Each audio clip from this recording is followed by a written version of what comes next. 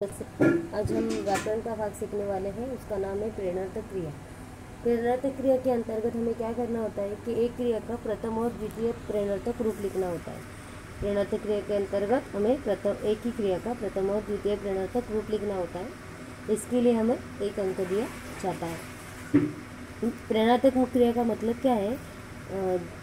जिस क्रिया से मालूम होता है कि कर्ता दूसरे के लिए काम कर रहा हो, मतलब जिस क्रिया से मालूम होता है कि कर्ता किसके लिए काम कर रहा हो, दूसरे के लिए काम कर रहा हो, उसे क्या कहते हैं? प्रेरणार्थक क्रिया कहते हैं।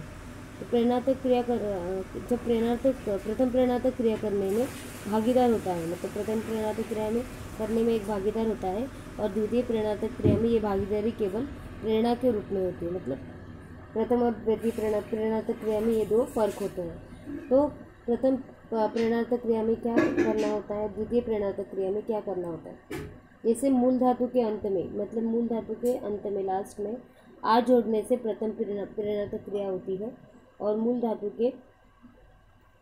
के अंत में वा जोड़ने से द्वितीय प्रेरणार्थक रूप बनता है। क्या कैसे होता है प्रथम प्रेरणार्थक क्रिया में? प्रथम प्रेरणार्थक क्रिया में मूल धातु के अंत में अगर हम लोग आ जोड़ते हैं तो प्रथम प्रेरणार्थक क्रिया होती है और वा जोड़ने से द्वितीय प्रेरणार्थक क्रिया होती है। एक वाक्य है, गोपाल कहानी लिखता है।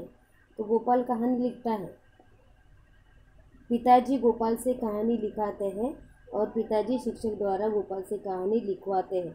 मतलब यहाँ लिखना, लिखाना और लिखवाना, ये 3 क्रियाएं होती है। यहाँ अब 2 शब्द दिए जाते हैं, उसके लिए 1 अंक होता है। तो मूल धातु में अगर चलना होता है तो प्रथम प्रेरणार्थक में आप क्या लिखोगे? चलाना। और द्वितीय प्रेरणार्थक क्या लिखना होता है? चलवाना। वैसे ही अगर चमकना हो मूल धातु में तो प्रथम प्रेरणार्थक में आप लिखोगे चमकाना और द्वितीय प्रेरणार्थक में लिखवाना होता है चमकवाना। जैसे मूल धातु अगर हो पढ़ना तो प्रथम प्रेरणार्थक में आप लिखोगे पढ़ाना और द्वितीय प्रेरणार्थक पढ़वाना। अगर मूल धातु में उठना हो तो प्रथम प्रेरणार्थक में उठाना और द्वितीय प्रेरणार्थक में उठवाना। और अगर प्रथम प्रेरणार्थक मूल धातु में सुनना होगा तो प्रथम प्रेरणार्थक में सुनाना और द्वितीय प्रेरणार्थक में सुनवाना। वैसे ही 2 अक्षरों की धातु में ए और ओ छोड़कर आदि का दीर्घ ह्रस्व स्वर हो जाता है। मतलब जागना, अगर जागना होगा तो जगाना और जगवाना। खाना, खिलाना और खिलवाना। खाना, खिलाना और खिलवाना। जैसे देना, दिलाना और दिलवाना। अगर ना हो तो बीच में क्या आ जाएगा उसके? ला। मतलब देखो खाना, तो खाना के बीच में अगर हम लोग प्रथम प्रेरणार्थक करते हैं तो बीच में क्या है? खिलाना।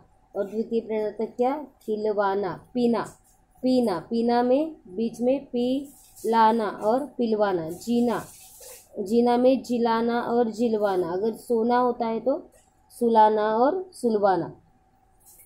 और भी शब्द है जैसे दिखना, दिखना में दिखाना, दिखलाना और दिखवाना। दिखना अगर शब्द हो तो प्रथम प्रेरणार्थक में आएगा दिखाना और द्वितीय प्रेरणार्थक में आएगा दिखवाना। अगर बैठना शब्द हो तो प्रथम प्रेरणार्थक में बिठाना और बैठाना और द्वितीय प्रेरणार्थक में बैठवाना।